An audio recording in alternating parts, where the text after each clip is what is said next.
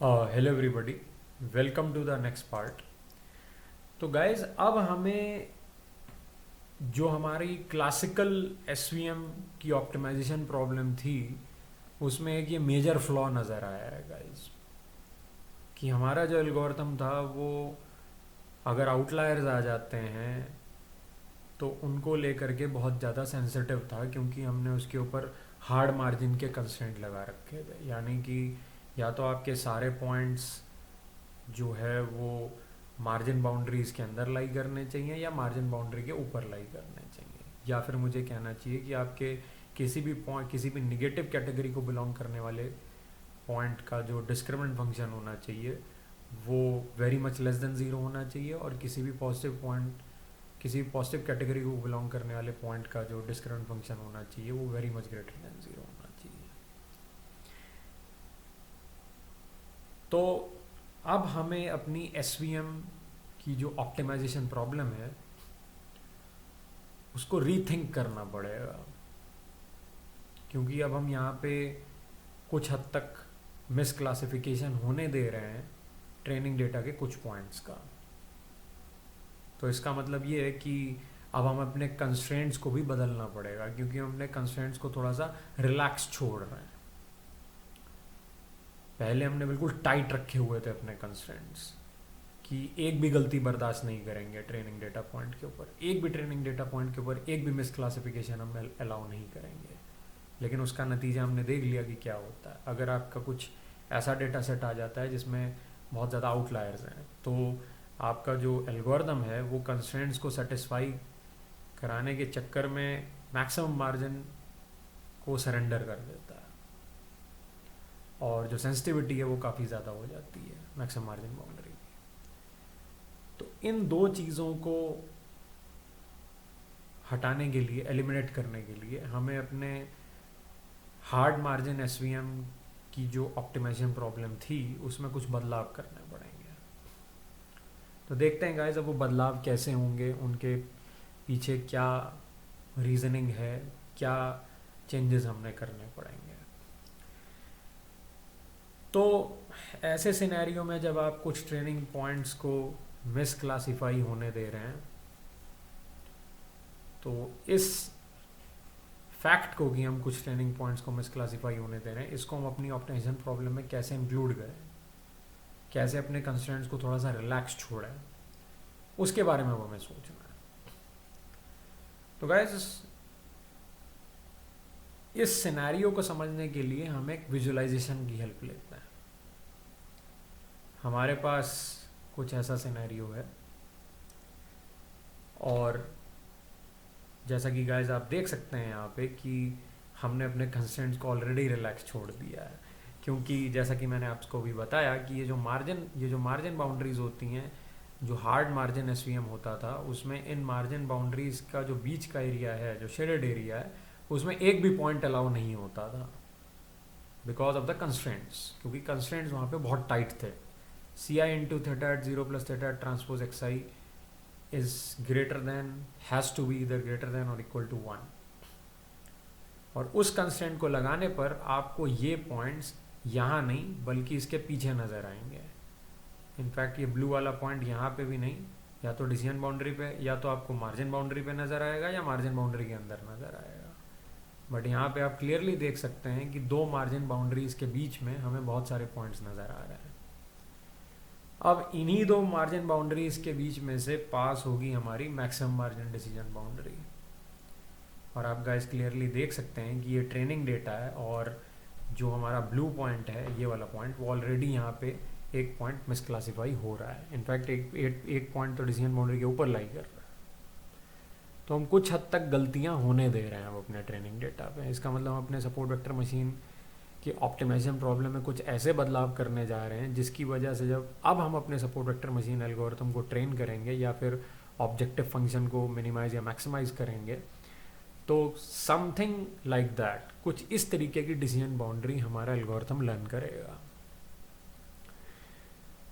तो अब इस आइडिया को हम क्वांटिफाई कैसे करें? क्वांटिफाई करने का मतलब है मैथमेटिक्स में कैसे रिप्रेजेंट करें। चलिए देखते हैं गाइस।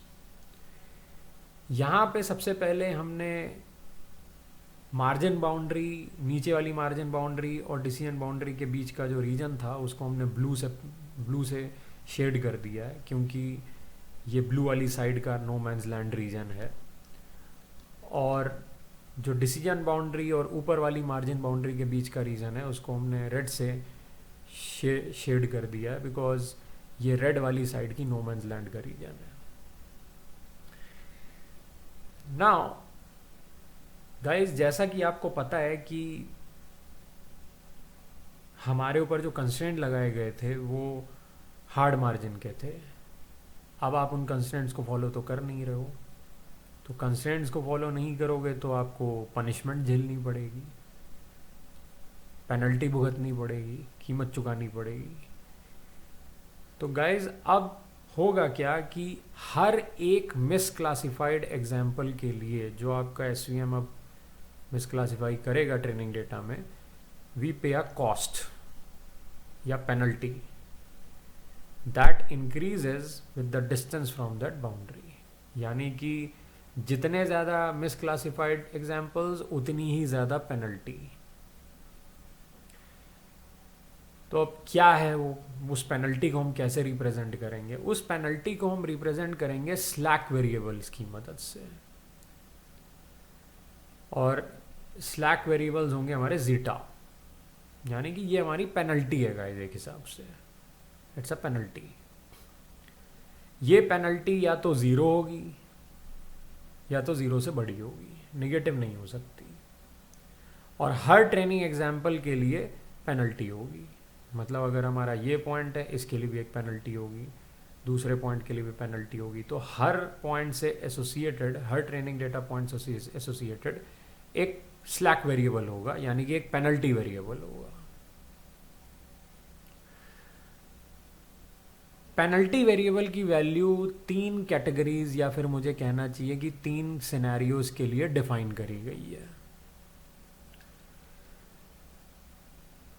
उन सारे डेटा पॉइंट्स के लिए जो करेक्ट मार्जिन बाउंड्री के अंदर लाई कर रहे हैं। गाइस, डिसीजन बाउंड्री की बात नहीं कर रहा हूँ मैं, येलो वाली बाउंड्री की बात नहीं कर रहा हूँ, साइड वाली ग्रे बाउंड्रीज की बात कर रहा हूँ जो सपोर्ट वेक्टर के ऊपर से जा रही हैं। ये हमारे सपोर्ट वेक्टर्स हैं।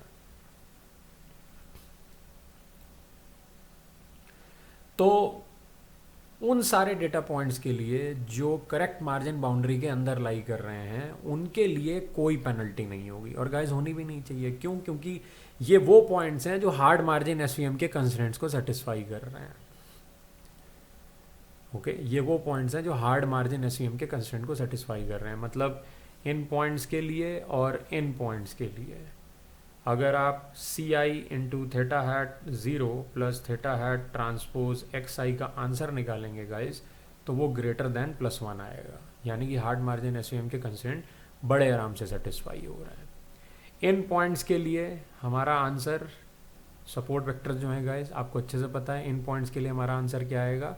सी I into theta hat 0 plus theta hat transpose X I का जो आंसर आएगा वो +1 के बराबर आएगा, ग्रेटर देन नहीं आएगा, इक्वल टू +1 आएगा। तो ऐसे पॉइंट्स जो मार्जिन बाउंड्री के, करेक्ट मार्जिन बाउंड्री के अंदर लाई कर रहे हैं उनके लिए कोई पेनल्टी नहीं लग रही, क्योंकि वो तो कंस्ट्रेंट को सेटिस्फाई कर रहे हैं। कंस्ट्रेंट ब्रेक करने पर पेनल्टी है। कुछ रूल्स जो हैं वो फिक्स किए गए हैं, आप उन रूल्स को ब्रेक कर रहे हैं तो आपको सज़ा तो भुगतनी पड़ेगी, पनिशमेंट तो आपको लेनी पड़ेगी, सम कॉस्ट यू हैव टू पे। जो सेकंड सिनेरियो है गाइस वो ऐसे पॉइंट्स के लिए है जो डिसीजन बाउंड्री की सही साइड में लाई कर रहे हैं। यानी कि मार्जिन बाउंड्री को तो वो क्रॉस कर चुके हैं, लेकिन डिसीजन बाउंड्री की वो सही साइड में लाई कर रहे हैं। तो उनके लिए जो पेनल्टी होगी वो 0 तो नहीं होगी, लेकिन वो कम होगी, 1 से कम होगी। उनके लिए जो पेनल्टी होगी it will be less than 1। अब गाइज ये कैसे हम डिसाइड कर रहे हैं कि 1 से कम होगी, या हम ये कैसे कह सकते हैं 1 से ही कम होगी, 2 से क्यों नहीं होगी कम? हम ऐसा कैसे कह सकते हैं? इसके बारे में गाइज अभी मैं आपको बताऊंगा कि ये कंडीशंस हम कैसे डिफाइन कर रहे हैं। उसी तरीके से गाइज जो पॉइंट्स हमारे मिसक्लासिफाई हो जाएंगे उनके लिए पेनल्टी 1 से ज़्यादा हो जाएगी। तो गाइज जैसा कि आप देख सकते हैं कि ये वाला पॉइंट और ये वाला पॉइंट, ये दो पॉइंट जो आप देख रहे हैं गाइस, ये आप क्लियरली देख सकते हैं कि डिसीजन बाउंड्री के तो सही साइड में लाई कर रहे हैं, यानी कि डिसीजन बाउंड्री से ये पॉइंट्स नीचे ही लाई कर रहे हैं। इसका मतलब ये पॉइंट्स ब्लू कैटेगरी को बिलोंग कर रहे थे, तो डिसीजन बाउंड्री के अकॉर्डिंग भी ये ब्लू कैटेगरी को ही बिलोंग कर रहे हैं, यानी कि क्लासिफिकेशन तो इनका सही हो रहा है। लेकिन गाइज ये आप क्लियरली देख सकते हैं कि ब्लू वाली नो मैंस लैंड में लाई कर रहे हैं ये पॉइंट्स, मतलब ये हार्ड मार्जिन एसवीएम के कंस्ट्रेंट को कुछ हद तक ब्रेक कर रहे हैं। मिस क्लासीफाई नहीं हो रहे हैं लेकिन ब्रेक कर रहे हैं, यानी कि मार्जिन बाउंड्री को ये क्रॉस कर गए हैं लेकिन डिसीजन बाउंड्री से नीचे हैं। क्लासिफिकेशन इनका करेक्ट हो रहा है but they have violated the constraints of hard margin SVM. तो इनके लिए जो पेनल्टी लगेगी वो लेस देन 1 लगेगी, यानी कि कम पेनल्टी लगेगी काफ़ी। जो पॉइंट मार्जिन बाउंड्रीज की सही साइड में लाई कर रहे हैं उनके लिए कोई पेनल्टी नहीं लगेगी, because they are 100% satisfying the constraints of hard margin. जो पॉइंट्स मिस क्लासीफाई हो गए हैं, जैसे कि गाइज ये वाला जो पॉइंट है हमारा, ये मिस क्लासीफाई हो गया, इसके लिए जो पेनल्टी होगी वो ग्रेटर देन 1 होगी गाइज। ओके, और वो पॉइंट्स जो डिसीजन बाउंड्री के ऊपर लाई कर रहे हैं, जैसे कि एक ये पॉइंट आप देख रहे हैं गाइज, ये डिसीजन बाउंड्री के ऊपर लाई कर रहा है ये पॉइंट, तो इसके लिए जो पेनल्टी होगी वो 1 के बराबर होगी। अब आपको भी थोड़ी देर में खुद ही पता चल जाएगा कि हमने ये वैल्यूज कैसे सेलेक्ट करी पेनल्टी की। You will see it by yourself, right, and then तब आपको क्लियर हो जाएगा। तो ये अभी तक हमने कंडीशंस बताई हैं। एक काम करते हैं, इस जीटा की वैल्यूज़ जो हैं, स्लैक वेरिएबल्स की जो वैल्यूज़ हैं, जो हर एक एग्जाम्पल की जो पेनल्टी रिकॉर्ड करेगा और हर एक एग्जाम्पल के लिए एक अलग वेरिएबल होगा, वो हमने कैसे डिसाइड करी इन 3 सिनेरियोज के लिए, इसको समझने के लिए हम एक एग्जाम्पल लेते हैं गाइज। तो ये वो पॉइंट्स हैं जिनके लिए, जैसा कि मैंने आपको बताया, कि हार्ड मार्जिन एसवीएम के कंस्ट्रेंट सेटिस्फाई हो रहे होंगे,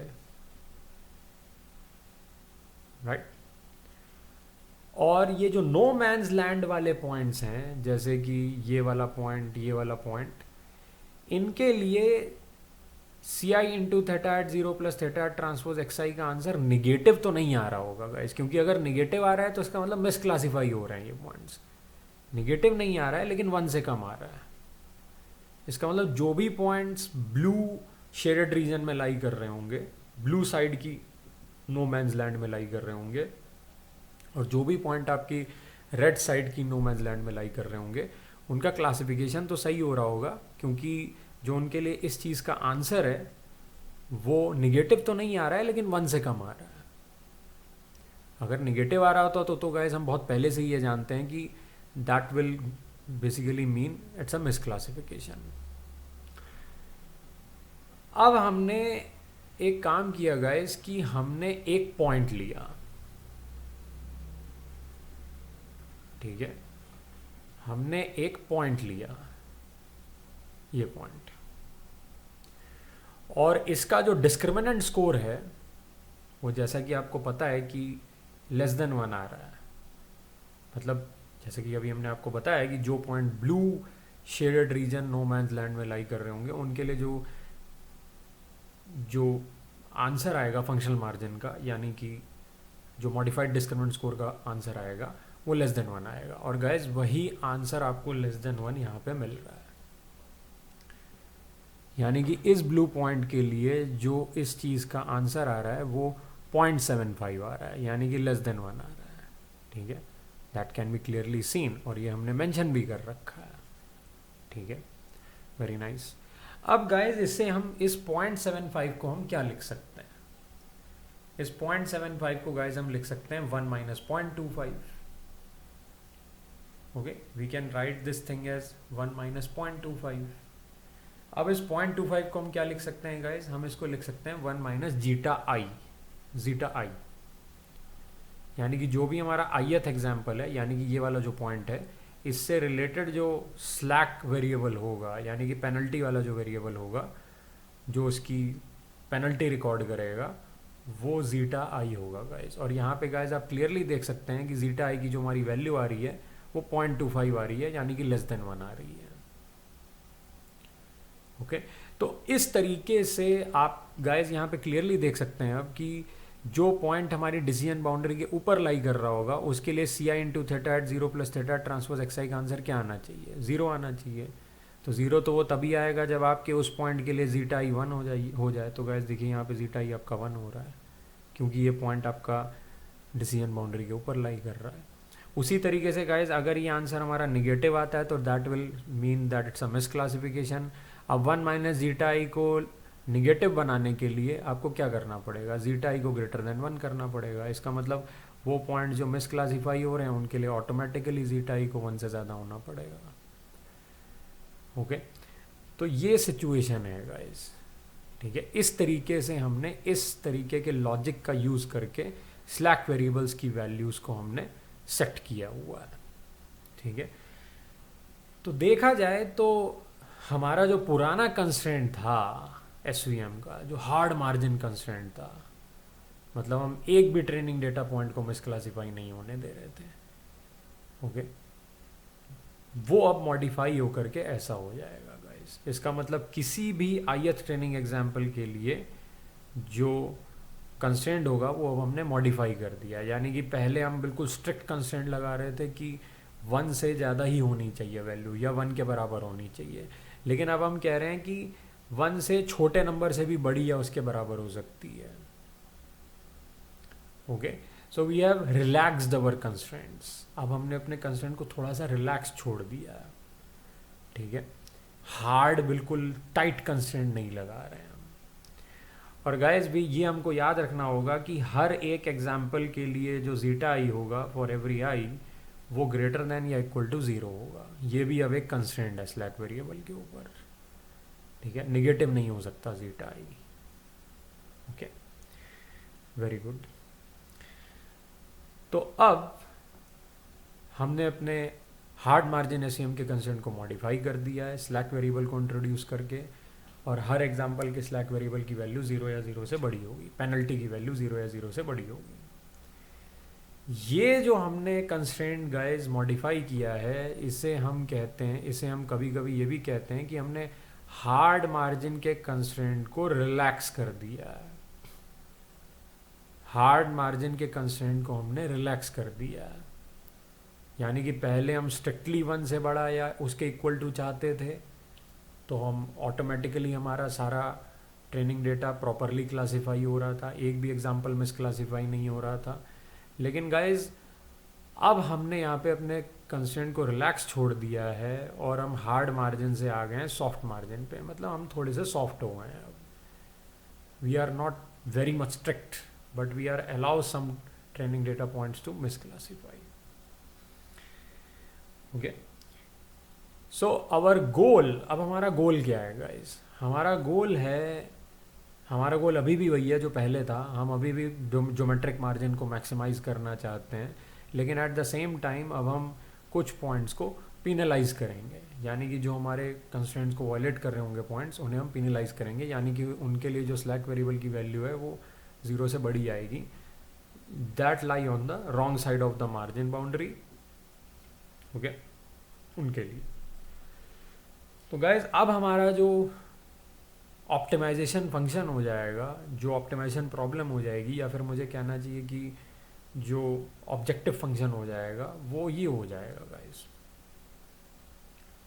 यानी कि हमारा जो पुराना जो ज्योमेट्रिक मार्जिन था उसमें हमने अब कुछ ऐड कर दिया है, जो कि बिल्कुल सही है गाइस, क्योंकि अब आप उतना अपने ज्योमेट्रिक मार्जिन को मिनिमाइज नहीं, उतना आप जितना पहले आप half of theta hat square को, magnitude of theta hat square को मिनिमाइज कर पा रहे थे, उतना अब आप मिनिमाइज नहीं कर पाओगे, क्योंकि कुछ कॉस्ट भी अब आप पे कर रहे हो, और वो कॉस्ट है ये जो एक्स्ट्रा कॉस्ट आपने पे करी है मिस क्लासिफिकेशन की, वो कॉस्ट ये है guys. So you are paying a cost, तो वो कॉस्ट भी ऐड हो गई है इसके अंदर। ठीक है, सो नाउ ये जो गाइस अब आप चीज़ देख रहे हैं, ये इसे हम कहते हैं L1 रेगुलराइजेशन। ये हमने L1 रेगुलराइजेशन किया है। It's a regularization actually. तो रेगुलराइजेशन में हम क्या करते हैं, जैसा कि मैंने आपको बताया, जब भी आप एक पेनल्टी टर्म ऐड करोगे अपने ऑब्जेक्टिव फंक्शन के अंदर किसी भी एल्गोरिदम के लिए, गाइस ये एक बहुत ही रिकरिंग थीम है, क्योंकि ये जो चीज़ अभी आप देख रहे हैं कि हम यहाँ पे हमने एक रेगुलराइजेशन टर्म ऐड किया है, एक पेनल्टी टर्म अलग से ऐड किया है, summation zeta n into C, this is our penalty term, जिसको अब हम ये कह रहे हैं कि हमने अपनी ऑप्टिमाइजेशन प्रॉब्लम को रीफॉर्मुलेट कर लिया है और अब हमने इसमें L1 रेगुलराइजेशन लगा दिया है। So this term is basically your regularization term and that's an L1 regularisation term. इस चीज़ को डेप्थ में जाने के लिए अभी हमारे पास इतना टाइम नहीं है कि ये L1 रेगुलराइजेशन टर्म हम इसे क्यों कह रहे हैं अभी, so just don't worry about that, but this is an L1 regularisation term. So ये एक रिकरिंग थीम है जो आप हर एक मशीन लर्निंग एल्गोरिथम में देखोगे कि जब भी आपको अपने किसी एल्गोरिथम से ट्रेनिंग डेटा के ऊपर कुछ हद तक मिस क्लासिफिकेशन अलाउ करना होगा सो दैट आप टेस्टिंग डेटा पे अच्छा क्लासिफिकेशन कर पाओ, तो गाइस आप देखेंगे कि हम अपने हर एल्गोरिथम के ऑब्जेक्टिव फंक्शन के अंदर इस तरीके का एक टर्म ऐड करेंगे, भले वो न्यूरल नेटवर्क्स हो, भले लीनियर रिग्रेशन हो, भले बाइनरी लॉजिस्टिक रिग्रेशन हो, भले मल्टी क्लास लॉजिस्टिक रिग्रेशन हो, भले कुछ और। Okay, every single time we add a regularization term. किस लिए ऐड करते हैं हम ये, ताकि हमारा जो मशीन लर्निंग एल्गोरिथम है वो कुछ हद तक ट्रेनिंग डेटा पॉइंट्स पे मिस क्लासिफिकेशन करे, ताकि टेस्टिंग पे वो अच्छा परफॉर्म कर पाए। यानी कि रेगुलराइजेशन लगाने के बाद ऐसा होगा आपके मशीन लर्निंग एल्गोरिथम के साथ प्रोबेबली कि टेस्टिंग डेटा पे जब आप अपने मशीन लर्निंग एल्गोरिथम की परफॉर्मेंस निकालेंगे तो वो ज़्यादा अच्छी निकल के आएगी in comparison to training data, and that is a wonderful news, क्योंकि यही हम चाहते हैं कि एक ऐसा डेटा जो हमारे एल्गोरिथम ने कभी विजिट नहीं किया है, कभी उसके ऊपर हमने अपने एल्गोरिथम को ट्रेन नहीं किया है, एक ऐसे डेटा पे अगर हमारा एल्गोरिथम हमें अच्छा परफॉर्मेंस देता है, that's a real performance we are talking about. अब गाइस ये जो C है इसे हम कहते हैं रेगुलराइजेशन टर्म।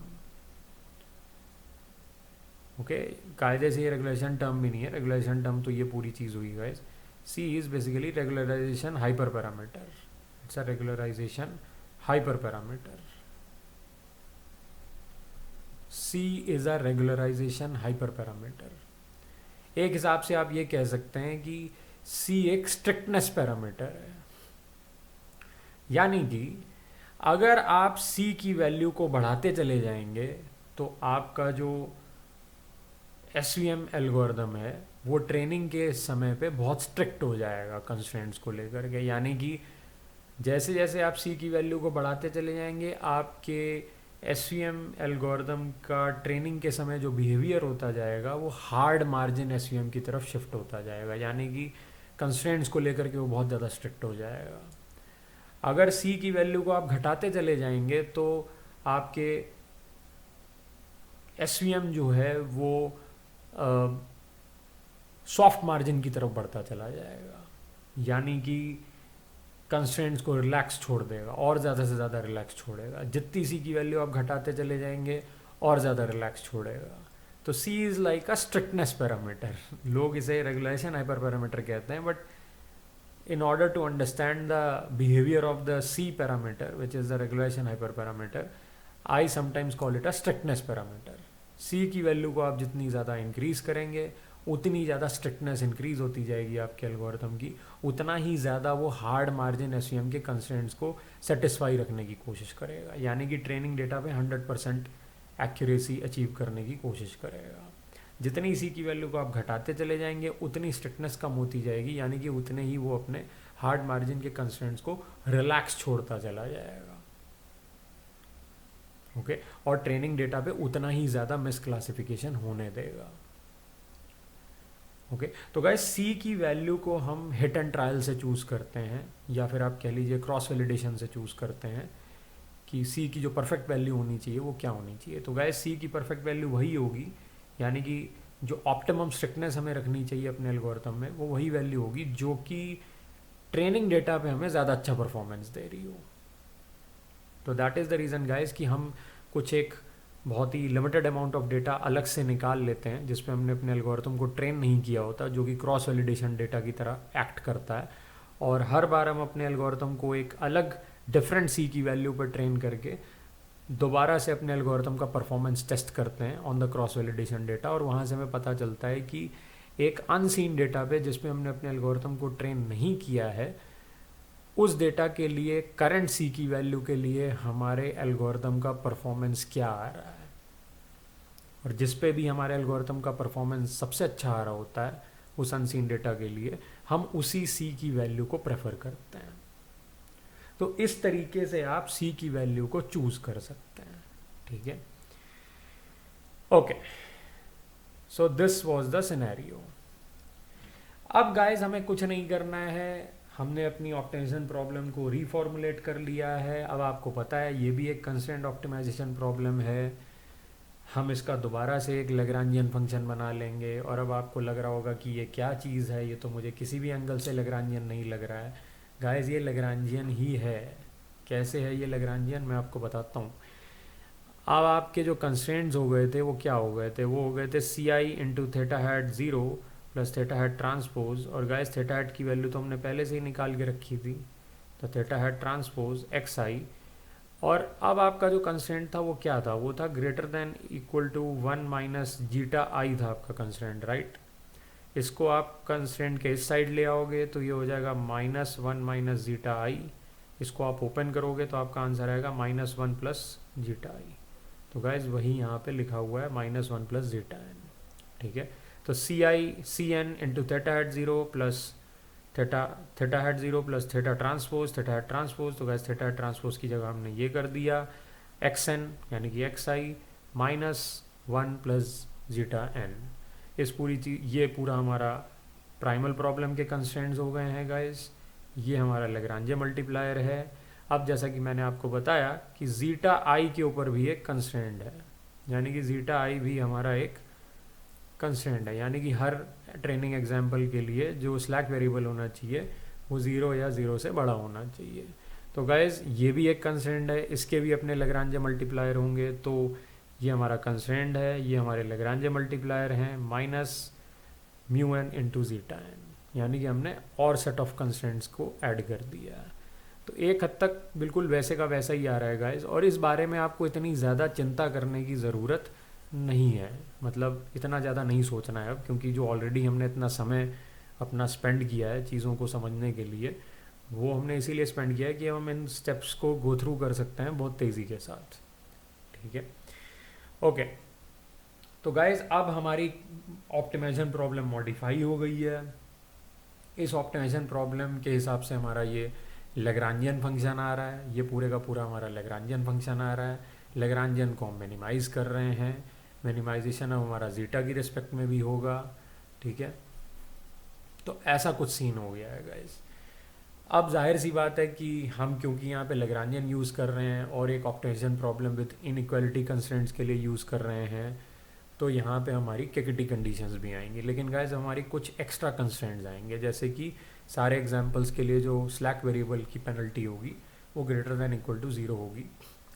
स्लैक वेरिएबल की इनइक्वालिटी के लिए जो लैग्रांजे मल्टीप्लायर्स होंगे वो भी ग्रेटर देन इक्वल टू 0 होंगे।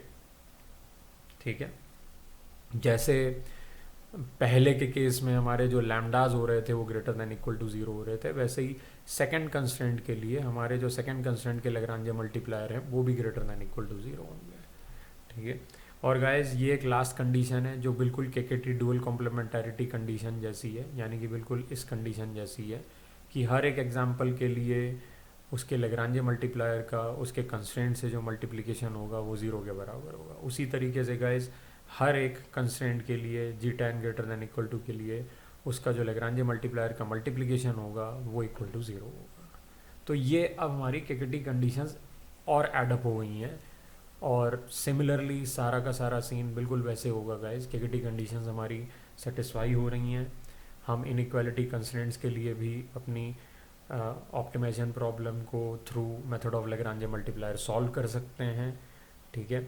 और फिर गाइस हम वही सेम सीन करेंगे कि हम मिन को अंदर ले जाएंगे, मैक्स को बाहर ले आएंगे जैसे हमने पहले किया था, और फिर बेसिकली हमारे सामने वही सारी कंडीशंस आ जाएंगी जो पहले थी, ठीक है।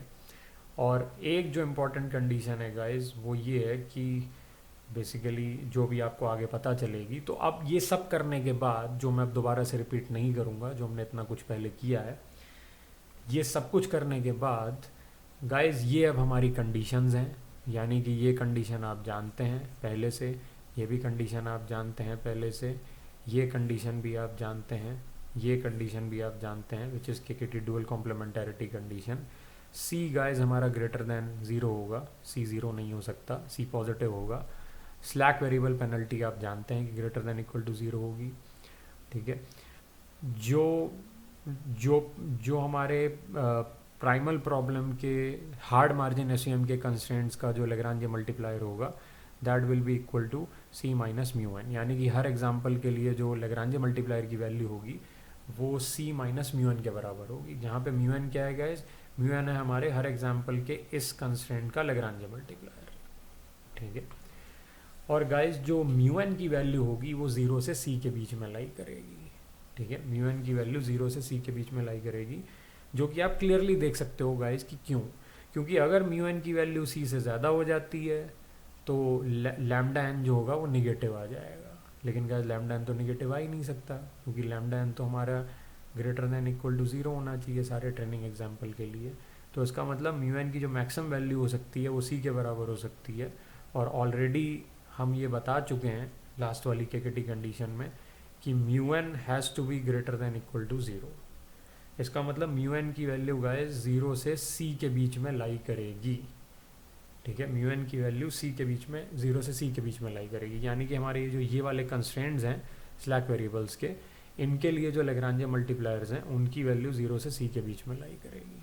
एंड गाइस सेम सिचुएशन अभी आप देखने वाले हो कि जब हम इस पूरी प्रॉब्लम को सॉल्व कर लेंगे, मिन को अंदर ले आएंगे, मैक्स को बाहर ले जाएंगे, पूरा सिंप्लीफाई करेंगे, तो गाइस आपको ये देख करके शॉक लगेगा, मतलब यू विल फील शॉक्ड कि हमारी जो फाइनल प्रॉब्लम है वो दोबारा से वही आ जाएगी। यानी कि सॉफ्ट मार्जिन एसवीएम के लिए भी हमारी यही प्रॉब्लम आ रही है। लेकिन गाइस अब आप देख सकते हैं कि यहाँ पे हमने डॉट प्रोडक्ट की जगह पे कर्नल फंक्शन लगा दिया, क्योंकि जस्ट टू शो कि हम यहाँ पे कोई भी कर्नल फंक्शन ले सकते हैं, पॉलिनोमियल ले सकते हैं, क्वाड्रेटिक ले सकते हैं, आरबीएफ कर्नल ले सकते हैं, any other kernel function we can take.